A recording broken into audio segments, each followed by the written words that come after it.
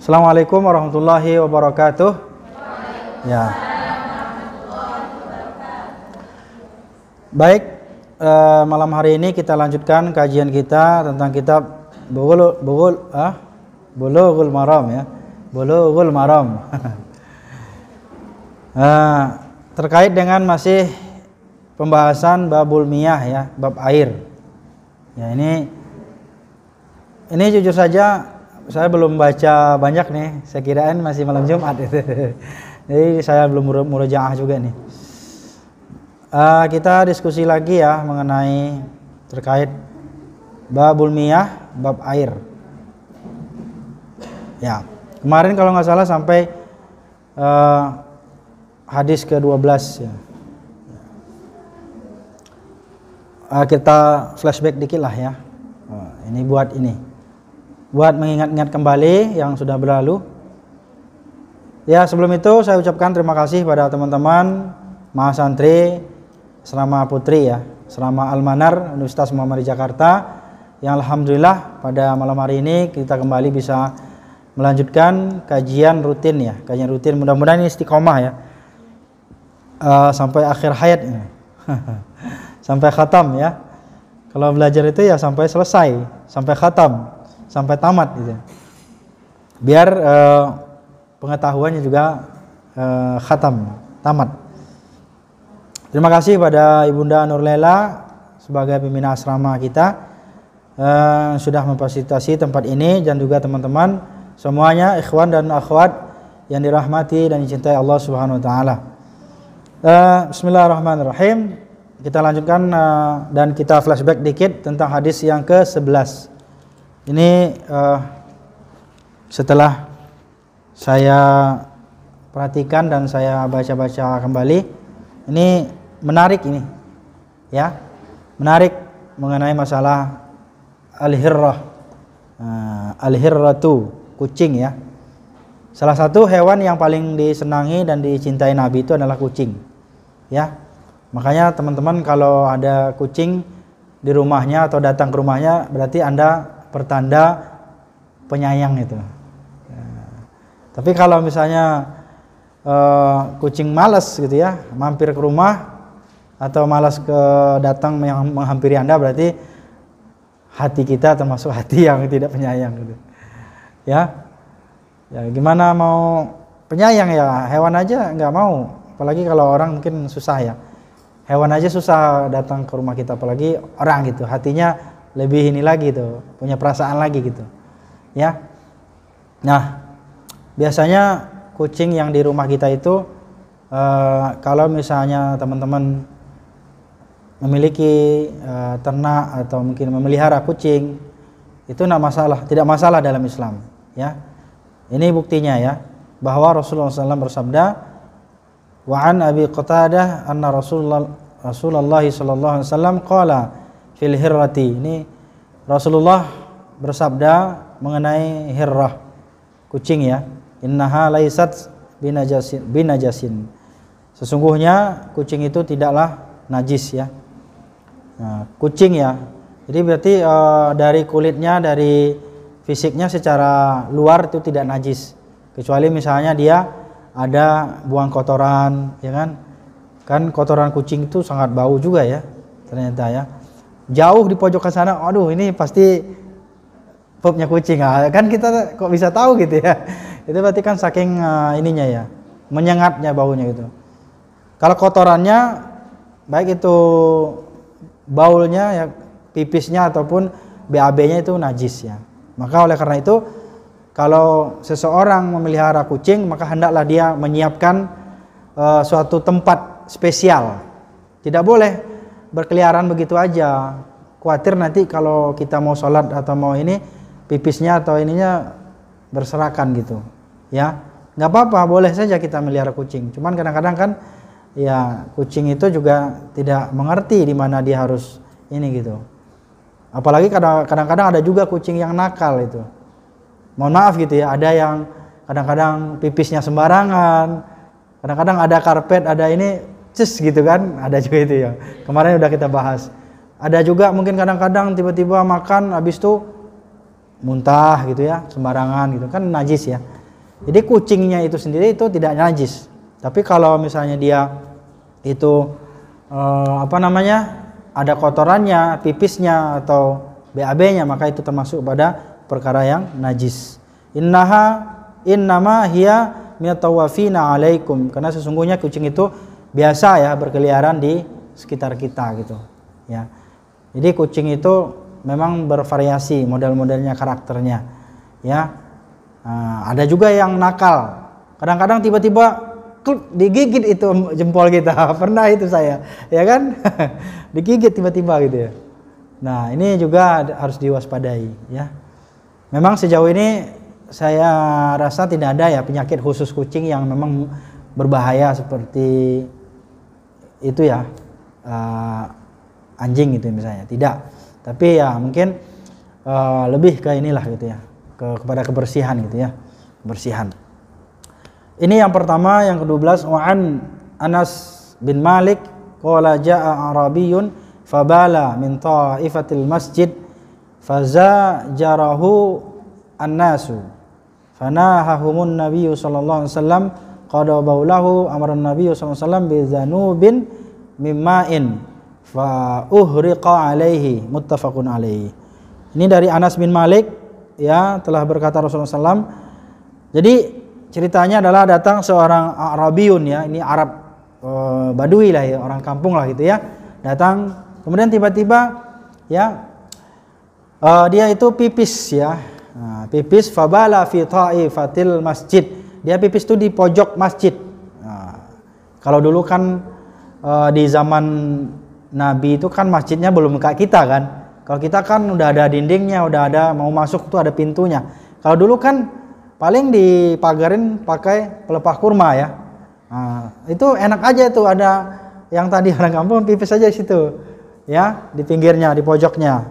Kemudian ya marahlah gitu ya para jamaah di situ, sahabat Nabi. "Oi, kenapa kamu pipis di sana?" gitu. "Oi, kamu ini nggak ngerti, ada macam-macam lah pokoknya istilahnya gitu ya." Kemudian apa? Rasulullah mengatakan jangan dimarahin gitu ya. Jangan dimarahin. Ketika si Arabiyun ini, seorang Arab ini, Badui ini sudah selesai pipis, maka didatangi oleh Nabi. Ya. Kemudian disuruhlah ya salah seorang sahabatnya untuk menyiram pipis tadi. Ini juga berlaku ya buat yang misalnya ada, apakah itu pipis kucing atau mungkin ada orang juga yang iseng ke dinding rumah atau gimana ya. Itu kan harus disiram juga, kalau enggak kan bau, ya kan? Nah ini apalagi kalau masjid. Ya masjid alhamdulillah sih nggak ada ya yang nakal gitu pipis di pinggir masjid, ya kan? Kecuali kucing juga mungkin barangkali gitu ya.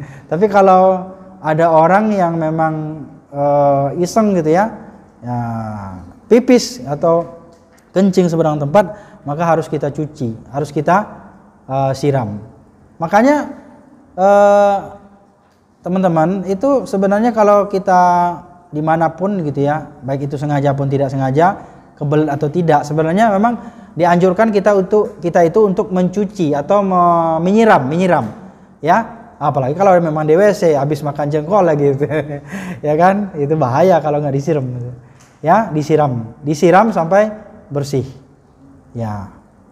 Oke, jadi oleh karena itu ini adalah penjelasan ya bagi kita bahwa tidak boleh pipis sembarangan seperti yang kemarin itu ya.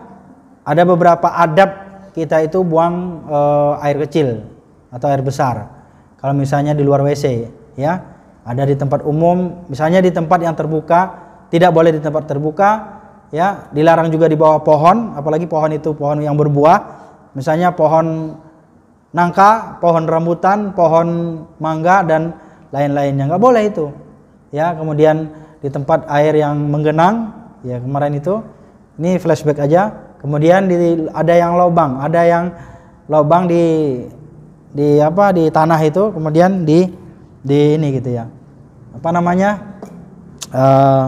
langsung disiram di situ ya, diguyur gitu ya sampai semutnya kebanjiran gitu. Nah ini nggak boleh gitu ya.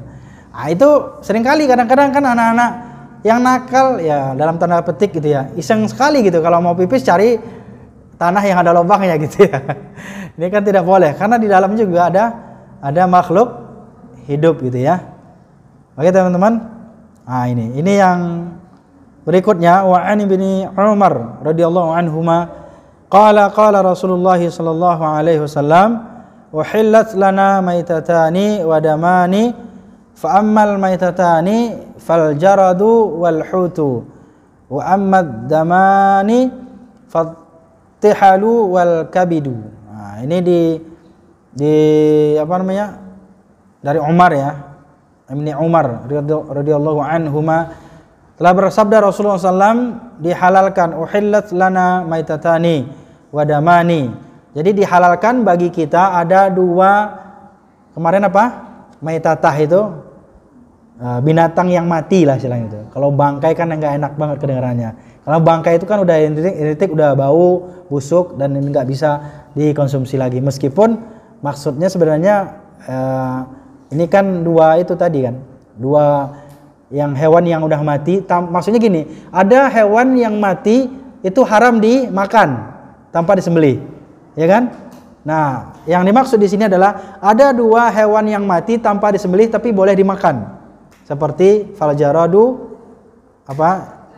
walhutu ya. Nah, itu adalah jarod, belalang, tapi hati-hati juga, jangan belalang yang ada cakar gitu. Itu kadang-kadang ada di perutnya. Itu ya cacing yang keras itu apa namanya, kayak cacing pita gitu ya, atau pokoknya kayak kawat. Kemudian ada lagi yang belalang yang di dalamnya ada kayak belatung gitu ya modelnya ya, itu juga nggak, ini harus dilihat juga ya. Kalau guru saya dulu mencontohkan ada itu langsung belalangnya itu belalang hitam ya kan, yang kalau dibakar atau digoreng itu kriuk-kriuk rasanya. Ada juga itu. Ya, dan itu zaman dulu ya ada, waktu itu kan banyak ya masa ini ya dulu itu apa ya, ada semacam dibilang wabah atau bala berarti nggak enak. Tapi ada tuh belalang banyak banget ya. Waktu itu saya lupa daerahnya di mana, tapi terjadi di Indonesia pernah itu ditangkepin ya belalangnya itu, dan karena memang dalam kondisi darurat juga ya kan. Biasanya kalau belalang itu banyak, ya itu repot juga. Biasanya panen-panen itu akan ini gitu ya. Biasanya gagal panen itu, dimakan oleh para belalang itu. Nah, intinya lah belalang yang mati itu boleh dimakan tanpa disembelih. Jadi sebenarnya penekanannya di sini itu maksudnya apa? Maitatah itu artinya binatang yang tidak perlu disembelih. Dia mati sendiri atau tanpa harus ada penyembelihan secara itu ya syar'i, seperti hewan-hewan pada umumnya gitu ya, kayak ayam, kayak kambing, kayak sapi, itu kan memang ada aturan syar'i yang memang harus kita tunaikan gitu ya, supaya dia halal untuk dikonsumsi. Nanti ada lagi yang menarik nih, yaitu menyembelih hewan yang lagi hidup. Benar ya kalau hewan. Nah maksudnya mengambil daging hewan sebagian dia masih hidup, tapi sebagian dimasak gitu. Misalnya hewannya ini hewan ini satu sapi nih, saya mau masak nih. Kalau satu ekor kan nggak mungkin satu keluarga, nggak habis kan. Udah pahanya aja seruk gitu kan itu bener.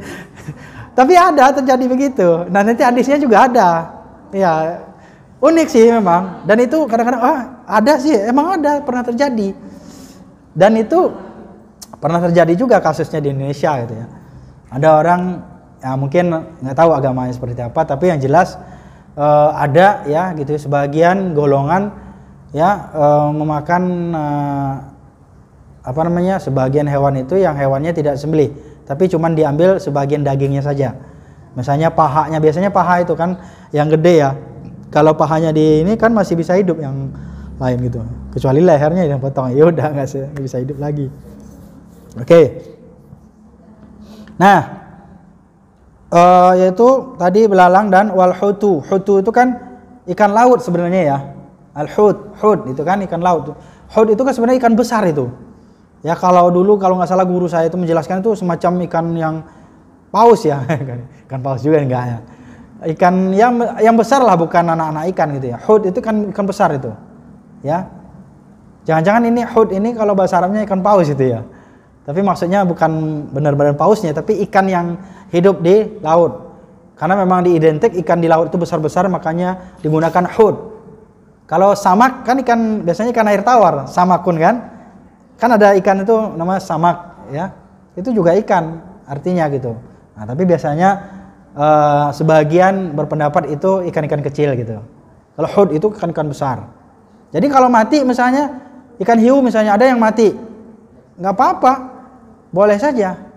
Tapi kalau ikan paus itu nggak enak juga kelihatannya, ngeri juga ya kalau makan ikan paus ya. Udah kayaknya kerasa kayak kapal selam ini gede, keras itu ya. Nggak tahu juga sih ya. Tapi kan bisa saja ikan pari misalnya kan besar juga tuh, itu boleh misalnya, ya. Nah itu beberapa contoh lah gitu ya, sederhananya ikan yang besar di laut itu banyak sekali lah ikan-ikan di laut itu. Luar biasa ya, apalagi laut Indonesia ini sangat luas sekali dan ikannya bermacam-macam. Wadamani dan 2 darah. Darah itu maksudnya bukan darah yang dibekukan. Yang kemarin saya ceritain ada orang habis kurban kemudian dikumpulin darahnya, kemudian dicetak kayak agar-agar gitu ya. Dan itu dimasak, ada begitu. Ya kan? Makanya hati-hati juga kalau beli daging di pasar, beli hati gitu ya, atau beli ampela, hati biasanya itu ya. Itu dilihat dulu potongannya itu. Kalau bisa beli yang ada bentuk hatinya, love-nya. Jangan itu, nggak mesti harus begitu. Itu membuktikan bahwa itu hati kan itu ya, ada love-nya. Nggak, maksudnya ya ada berbentuk lah gitu. Jangan yang udah dipotong-potong, kan kita nggak tahu itu hati yang dibentuk dari darah, ya kan? Atau hati yang memang murni. Hati atau ampela kan, limpa ya, itu boleh. Jadi 2 hati, pertama hati, kemudian limpa itu boleh. Kalau kita misalnya kayak itu ya apa namanya? Kalau kita beli bubur ayam itu ada hati sama ampela ya, hati ampela ya. Nah itu boleh, atau limpa itu boleh. Tapi hati ini memang harus hati-hati memang. Kemarin kan udah saya jelaskan. Karena banyak sekali oknum-oknum ya, pedagang-pedagang yang kadang-kadang curang gitu ya, sebahagian gitu ya. Itu mengelabui juga. Nah, apalagi kalau misalnya sudah dipotong-potong kecil-kecil, kita nggak tahu itu hati yang memang dari hati yang tadi utuh atau memang hati yang dicetak dari darah. Karena memang hati itu juga darah juga itu, ya kan? Coba deh kalau nggak percaya itu di ini. Nanti kalau dia hancur kan juga seperti darah gitu. Cuman kan memang hati itu kan memang udah bentuknya udah seperti itu. Ya, beda sama darah. Darah kan dikumpulin, dibekuin lagi, dibentuk lagi seperti itu kan, ada cetakan ya itu. Oke ya teman-teman ya, itu yang ke-13 hadisnya. Yang ke-14 ini saya kalau lupa terjemahannya bahasa ininya nanti saya lihat terjemahannya nanti lagi nih, ada penjelasannya ya, karena nggak hafal juga semuanya nih terjemahannya nih ya kan. Maklum lah kan, kalau orang Arab mungkin hafal dia, cuman bahasa Indonesianya nggak bisa. Yang ke-14, wa'an Abi Hurairah radhiyallahu anhu qala Rasulullah sallallahu alaihi wasallam, idza waqa'a adz-dzubabu fi syarabi ahadikum falyaghmishu thumma liyanzi'hu fa inna fi ahadi janahaihi da'an wa fil akhari shifaan, akhrajahu al-Bukhari ya. Wa Abu Daud wa zada wa innahu yattaqi bi janahihi alladhi fihi da'. Ini lebih menarik lagi nih. Siapa yang tahu nih? Boleh ada yang mau jelasin dikit gambarnya apa yang kita bahas nih? Kira-kira nih. Ya, silakan Ustazah nih. Masyaallah. Tuh, masyaallah. Celupin. Masya Allah, luar biasa nih, kayaknya kita harus belajar nih. Besok-besok nggak usah undang saya lagi, beliau udah ada ustazahnya. Belum dijelasin udah tahu dia artinya kan? Ya. Jadi itu teman-teman ya, ini hadis dari Abu Hurairah. Rasulullah SAW bersabda, apabila idza waqa'a dzubabu, apabila jatuh, zubab itu lalat ya. Lalat sama lalar sama nggak? Sama ya. Dilalarin ya, berarti lalat ya. Lalat kalau bahasa ininya lalat. Jadi Kalau dia jatuh ke minuman misalnya kayak gini nih. Kan biasanya kan orang lagi ngopi, lagi ngeteh ya di warung gitu ya. Mungkin lagi lagi berpatroli ya, jatuh gitu ya. Oleng mungkin barangkali ya. Jatuh tiba-tiba ya kan biasanya kalau lalat jatuh itu biasanya satu sayapnya masih ini di luar kan. Maksudnya nggak langsung nyemplung dua-duanya biasanya gitu ya. Biasanya satu. Nah, itu tadi. Kalau dia masuk ke dalam minuman kita, lalat itu, maka hendaklah kita mencelupkan sayapnya yang satu lagi. Misalnya kan 2 sayap tuh. Nyemplung yang kanan berarti celupin yang satu lagi. Begitu. Kalau misalnya minuman itu kita mau minum kita lanjutin, tapi kalau misalnya lalar hijau yang ngeri juga nggak enak juga kan. Biasanya bukan lalar hijau ya, biasanya ya lalar biasa.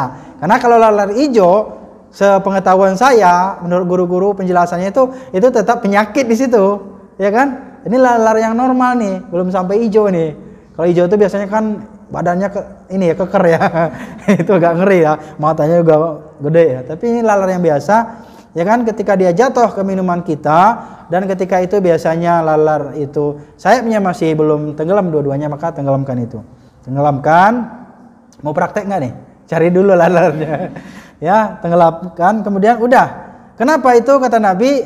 Ya, bisa apabila gini ya, gimana tadi? Fa inna fi ahadi janahihi da'an. Karena sesungguhnya salah satu di sayapnya itu ada penyakit. Nah, kemudian apalagi di sayap yang satu lagi itu ada syifa ya, itu adalah obat. Jadi kalau misalnya apalagi kan sayang-sayang nih, belum diminum udah dimasukin lalar misalnya, tapi jangan lalar hijau ya, sekali lagi gitu ya. Nah, itu kemudian ditenggelamkan saja. Nah, jadi oleh karena itu ya, di dalam masalah hewan atau binatang itu sebenarnya kalau kita perhatikan ya itu kan rata-rata membawa penyakit ya, apalagi kan lalar itu kan dia menghinggap di mana-mana ya, apalagi yang hijau tadi. Kalau saya yang hijau tuh jangankan lihatnya atau suaranya aja udah nggak enak dengarnya, udah kayak Apache ini aja itu mau terbang itu, udah kayak Hercules gitu ya.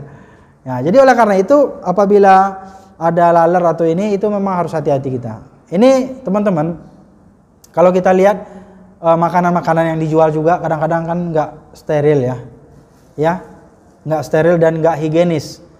Ya, seringkali kita pas lagi makan, ada lalar di situ, ya kan? Kalau rambut mah udah biasa itu mah, rambut tinggal cabut dibuang gitu ya. Nah, ini kadang-kadang kan ada lalar juga, macam-macam di situ, dan kadang-kadang binatang-binatang yang aneh gitu ya.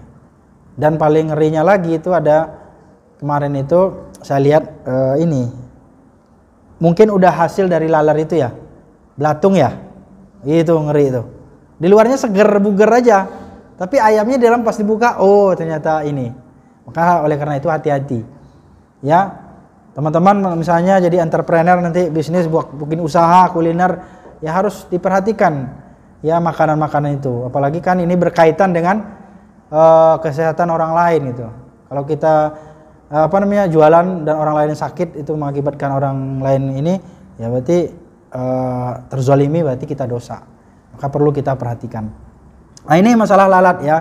Jadi kalau misalnya ada yang jatuh masuk ke minuman, ya maka ditenggelamkan saja sayapnya satu lagi. Karena sesungguhnya di antara 2 sayapnya itu salah satunya ada obat, satunya ada racun. Jadi penawar gitu. Ya. Nah, itu. Tapi jangan airnya diminum, lalatnya dimakan gitu ya. Kebalik. Ya kan? Ya, saking ininya gitu ya. Saking konsentrasinya gitu ya. Lalatnya ditenggelamin dimakan, air minum dibuang gitu. Oke. Baik, yang ke-15. Wa an Abi Waqidil Lais ya, qala radhiyallahu anhu, qala Rasulullah sallallahu alaihi wasallam, qala Nabi sallallahu alaihi wasallam, ma quti'a minal bahimah wa hiya hayyatun fa huwa mayyitun.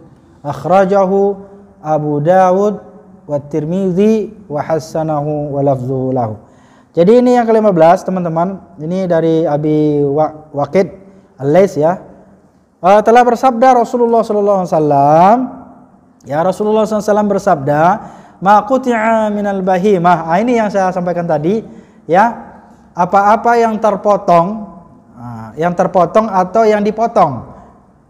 Yang terpotong itu maksudnya kita tiba-tiba kambingnya nyebrang, ditabrak, patah kakinya satu, copot misalnya kan, kemudian dimakan kakinya satu, itu yang kambingnya masih hidup, nggak boleh, ya kan? Jadi apa yang terpotong dari hewan yang hidup itu dimakan nggak boleh. Itu apa? Fa'in wahya sementara binatangnya hidup, maka kaki yang potong itu atau bagian yang terpotong dari anggota tubuhnya itu termasuk apa? Mait itu berarti bangkai. Itu nggak boleh teman-teman. Seperti yang saya sebutkan tadi juga, ada sebagian kasus yang terjadi, ya kan? Dia nyembelih sapinya, kerbaunya itu bukan dari leher tapi dari paha, dicicil satu-satu kan. Hari ini masak paha dulu, besok ini dulu. Kan akhirnya kan itu pertama kenapa nggak boleh? Karena itu daging yang kita ambil itu bagian dari bangkai. Yang kedua, menyakiti hewan, zolim namanya, dosa, ya kan? Yang ketiga apa? Kemungkinan ada penyakit nanti akan timbul di situ, ya kan? Kan kalau dipotong ada ini kan datang penyakit, ya kan, kuman atau bakteri atau apalah, ya kan, pasti tidak sehat karena itu tidak dipotong secara syar'i. Ya makanya hewan itu harus dipotong di sininya, harus putusnya lehernya gitu ya.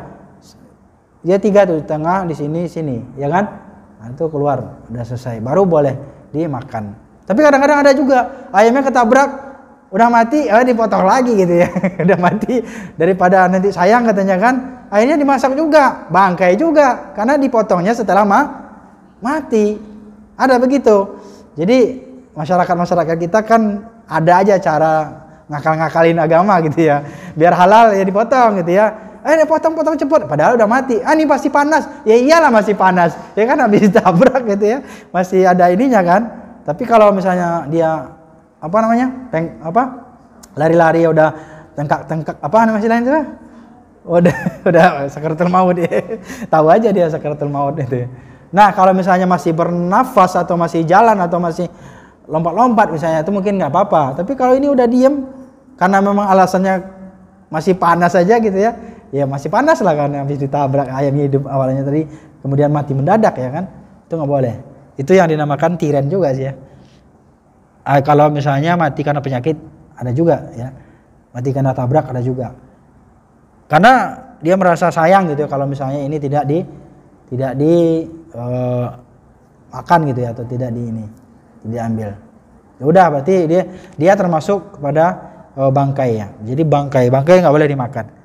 Kecuali yang tadi ya, belalang dan ikan gitu ya. Kalau misalnya ayam, ya kan, kalau misalnya dia ini berbeda halnya dengan ini ya teman-teman. Ada itu satu riwayat yang mengatakan kalau misalnya kita kan gini, ada hewan yang susah didapatkan, kayak rusa misalnya di hutan ya, ditembak pakai bismillah gitu ya. Ada. Terus satu riwayat mengatakan boleh. Asal ketika melepaskan itu ya pakai bismillah. Nanti tinggal sembelih aja, dilanjutin gitu. Ya. Tapi itulah kadang-kadang ya khilafiyah terjadi gitu, pendapat ya, tetap aja bangkai katanya. Karena nggak putus, orat lehernya nggak putus katanya gitu ya. Gitu. Ada lagi teman-teman yang lebih parah. Ya, tapi ada itu kejadian dan juga ada hadisnya juga dalilnya bahwa kalau misalnya kita berburu pakai anjing yang terpelajar, mungkin ini sarjana kali anjingnya ya, anjing terpelajar. Karena ada itu ya, yang pinter. Jadi dia cuma nangkap aja, nggak dimakan gitu ya. Tapi dia tangkap kemudian dia apa? Dibawa ke tuannya kan gitu ya. Ada juga yang mengatakan boleh gitu. Dengan catatan tadi dibuang yang udah digigitnya tadi kan, sebagiannya itu, kemudian yang yang amannya dimakan gitu. Dengan catatan tadi pas melepasnya pakai bismillah itu. Tapi saya ini nggak direkomendasikan lah gitu ya. Yang kita yang aman-aman aja lah. Tapi adalah gitu ya sebagian pandangan atau pendapat demikian gitu ya. Oke teman-teman ya. Ini penjelasan footnote-nya, ini penjelasan hadis aja nih. Sanad-sanadnya sama rawi-rawinya ya.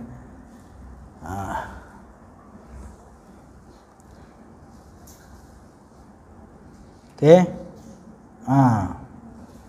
An Hudzaifah Ibnul Yamani radhiyallahu anhuma qala qala Rasulullah sallallahu alaihi wasallam. Oh, ini babul aniyah.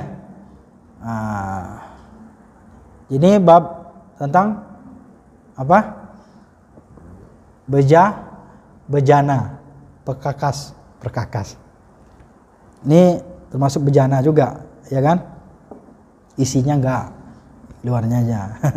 Perkakas. Nanti dibantu ya teman-teman ya, kalau misalnya saya ini nih. Soalnya ini saya bab toharoh yang saya babul miyah aja yang kemarin saya ini, yang bab ini belum sempat murojaah nih. Ya. Babul aniyati ya, bab tentang bejana. Benar ya? Nah, aniyah. An Hudzaifah bin Yaman radhiyallahu anhuma qala Rasulullah sallallahu alaihi wasallam la tashrabu fi aniyatiz zahabi wal fiddati wa la ta'kulu fi sihafiha fa innaha lahum fid dunya wa lakum fil akhirah. Ya. Nah, ini kesimpulannya begini. Ini dari Hudzaifah bin Yaman. Telah bersabda Rasulullah sallallahu alaihi wasallam, la tashrabu fi aniyatiz zahabi wal fiddati. Jangan kalian minum ya di bejana atau gelas, bahasa sederhananya, di gelas yang terbuat dari emas dan perak. Nah, itu teman-teman. Kalau dari besi nggak apa-apa. Ya, dari stainless nggak apa-apa. Tapi kalau dari emas dan perak nggak boleh ternyata. Kenapa? Karena kalau kita lihat dari dulu itu historinya, asbabul wurudnya, karena orang-orang yang kaya dulu tuh sombong, merasa sombong. Kalau minum di, ya namanya orang ini ya, orang kaya gitu ya, minum dari gelas emas gitu ya, senggol dong gitu ya. Kan begitu ya kalau orang kaya ya. Sebagian, nggak semua orang kaya begitu. Ya kan, mentang-mentang kaya jadi emas, emas minumannya aja tempatnya dari emas gitu. Kan saking kayanya begitu. Dan itu lambang dari kesombongan. Itu makanya diharamkan kan gitu ya. Itu. Dulu mah banyak di zaman-zaman jahiliyah itu orang biasa gitu ya. Itu mah kalau orang kaya kalau nggak terbuat dari emas ya belum kaya berarti itu. Belum seberapa lah dengan orang-orang di sini sekarang itu ya. Karena masih menggunakan gelas biasa. Paling kalau ada gelas dari emas biasanya bukan buat minum, buat pajangan doang kan gitu ya. Gitu. Jadi ini dilarang oleh Rasulullah, jangan kita minum di bejana atau perkakas yang terbuat dari emas dan perak. Wala ta'kulu fi sihafiha, dan juga jangan makan ya. Enggak boleh makan dan minum. Mentang-mentang kaya pakai piring terbuat dari emas gitu. Wah, luar biasa nih ya. Emas atau perak. Perak aja enggak boleh apalagi emas. Ya. Fa inna lahum fid dunya, karena itu ya masalah dunia itu kan. Wala itu urusan dunia, perkara dunia, dan orang yang apa itu walakum fil akhirah, dan sementara kita ini untuk akhirat gitu. Orang Islam itu udah nggak boleh makan dan minum pakai emas dan perak. Itu untuk orang-orang yang cinta dunia lah gitu. Orang yang hubbud dunia ya. Sementara kita kan dari walakum fil akhirah, kita adalah golongan dari orang-orang yang ahli akhirat gitu. Orang-orang yang mempersiapkan untuk akhirat gitu. Rasulullah SAW melarang kita minum dan makan di bejana yang terbuat dari emas dan perak. Baik itu gelas, ya kan, mangkok, teko, piring, ember, batap, saking mewahnya gitu ya. Orang kaya tempat mandinya aja udah ini, tempat mandinya ini ya, udah dari emas ya dibuat, isinya susu coklat lagi mandinya pakai susu dan coklat. Baik teman-teman, ini sudah jelas ya, la ta'kulu ya fi sihafiha. Maksudnya tidak boleh kita ini ya, kita menggunakan, dan termasuk juga khusus bagi laki-laki juga ya. Dan juga teman-teman ternyata bukan hanya makan dan minum, pakaian juga tidak boleh terbuat dari emas dan perak. Nggak boleh. Ini juga melambangkan kesombongan. Ya itu tadi raja-raja, orang kaya-kaya, para ini dulu ya, para sultan-sultan itu ya. Nah, itu kan melambangkan kesombongan, kekayaan itu ya. Ya, kekayaan itu banyak melambangkan kesombongan, kesombongan yang melambangkan kekayaan. Kekayaan yang melambangkan kesombongan karena menggunakan secara berlebih-lebihan. Termasuk juga tadi pakaian ya, dan juga ini. Nggak tahu juga kalau kubah emas itu lambang apa, nggak tahu. Itu hanya orang yang bangunnya yang tahu ya.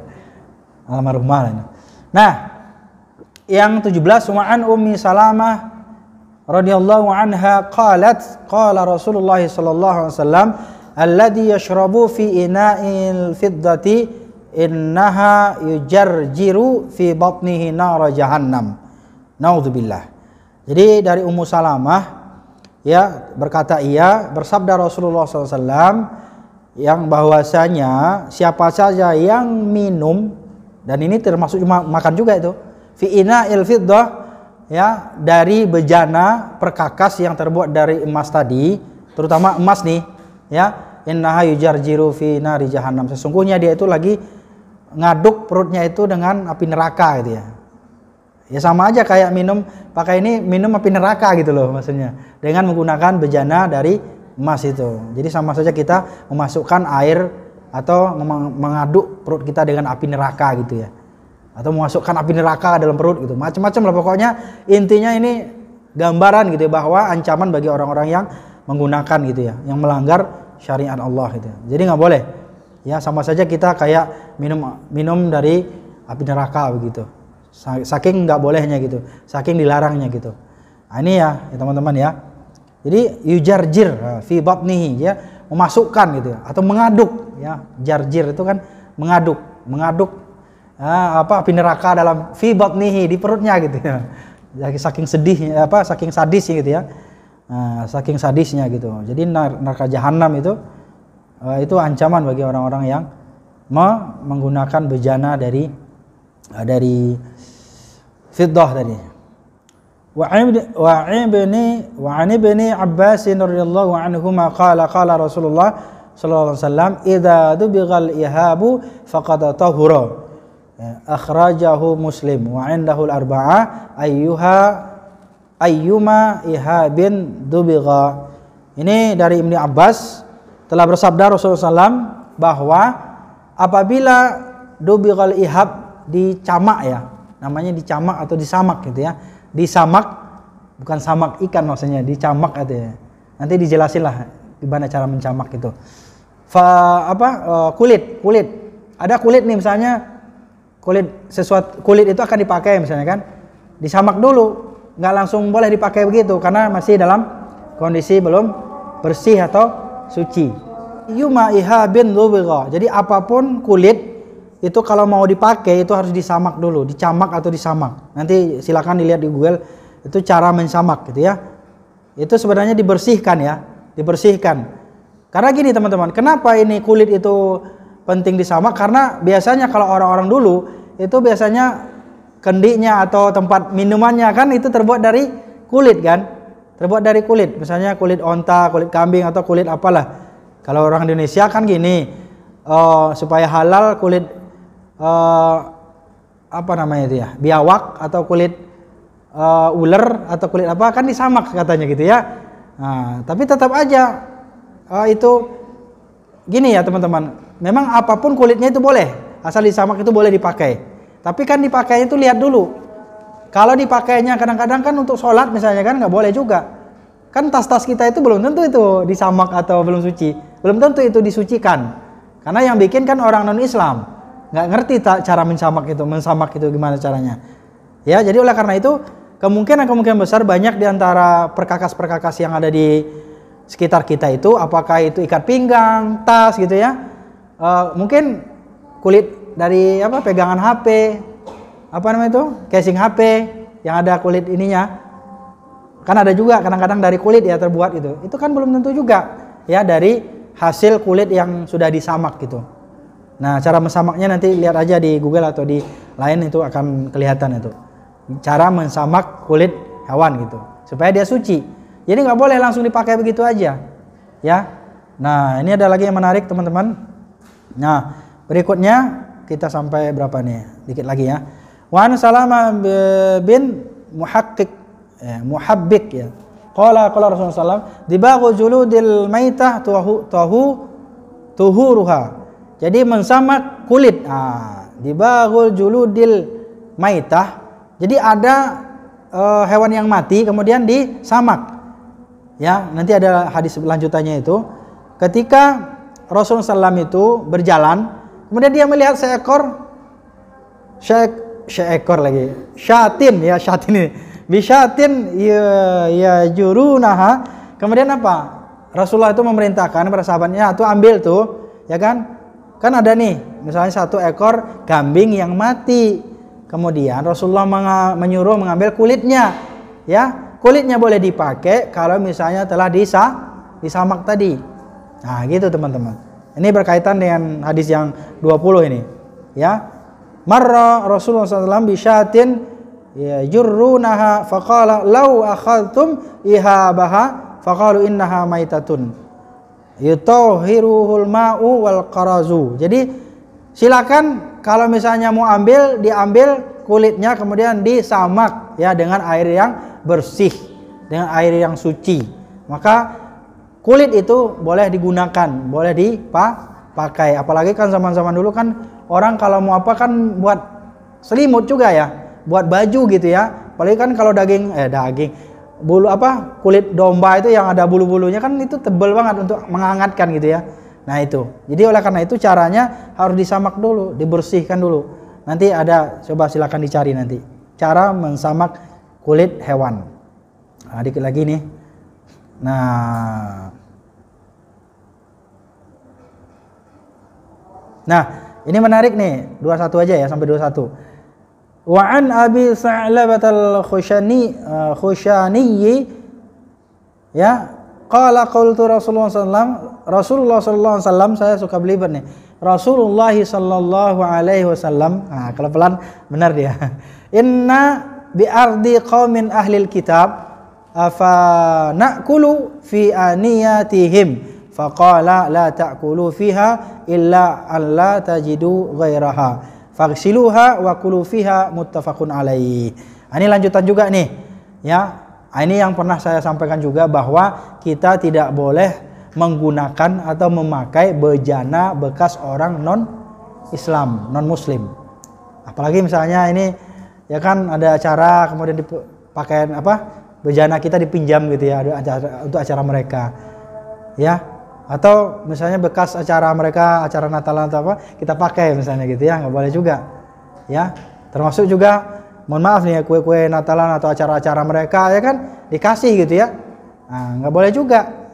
Nah, langsung ke poin aja, bahwasanya ya ada yang bertanya kepada Rasulullah, ya Rasulullah, inna bi ardi qaumi ahlil kitab, sesungguhnya kita ini di daerah ahlil kitab nih, orang non Islam semua di sini gitu ya. Nggak ada orang Islam di sini.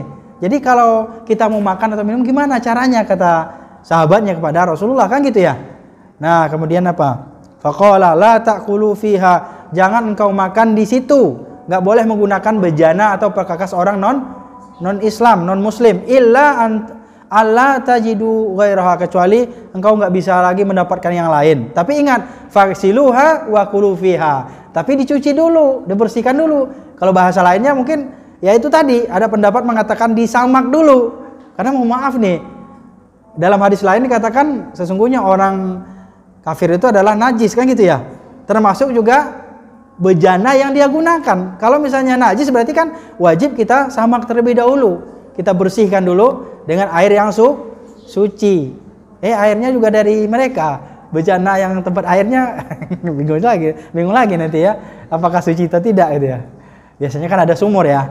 Nah, insya Allah air sumur itu bersihlah. Nah, oleh karena itu tidak boleh kita memakan atau makan menggunakan bejana orang-orang non-Islam. Apalagi misalnya teman-teman ada yang kondangan misalnya, bukan orang Islam, ya kan? Nggak boleh kita. Karena ada yang terjadi dulu, pernah saya sampaikan bahwa Nabi Muhammad SAW itu diundang oleh salah seorang orang kafir Quraisy, orang kafir lah gitu ya. Kemudian Rasulullah nggak makan di situ, padahal situ kan ada hajat. Ya gimana? Ya cukup menghadiri undangan saja, dia nggak makan di situ. Tidak makan dan tidak minum di situ. Kenapa? Karena sesungguhnya itu tadi, ya bejana-bejana mereka itu termasuk bejana yang tidak bersih dan tidak suci. Oke teman-teman. Nah itu barangkali ya bejana ya, bejana. Alangkah indahnya Ya karena terbuat dari emas ya, jadi indah. Nah, ini biar apa nih? Biar habis deh dikit lagi nih, 2 hadis lagi nih. Ya, dua-dua. Wa an Imrani bin Husainin radhiyallahu anha, anna Nabi sallallahu alaihi wasallam radhiyallahu anhuma ya, anna Nabi sallallahu alaihi wasallam wa ashabuhu tawaddau min mazadati imra'atin musyrikah, muttafaqun alaih. Nah, ini menarik juga nih. Dari Imran bin Husain bahwa Rasulullah sallallahu alaihi wasallam bersabda, nah, Rasulullah itu bersama sahabat-sahabatnya tawaddau, berwudu, tapi di tempat bejana orang-orang yang non muslim, musyrikah, imra'atin musyrikah, salah seorang perempuan yang tidak Islam atau non Islam atau musyrikah. Jadi dia wudu di situ. Nah, jadi ternyata ini ada gitu ya, terjadi kasusnya gitu ya. Pada zaman Rasulullah itu menggunakan bejana ya dari salah seorang perempuan musyrikah atau orang kafir yang perempuan itu. Rasulullah berwudu di situ gitu ya. Fi hadisin tawilin, sebenarnya hadisnya panjang, tapi ini ringkas saja gitu ya. Mungkin ada sambungannya lagi gimana ketentuannya gitu ya. Tapi sampai di sini saja kita baca terlebih dulu.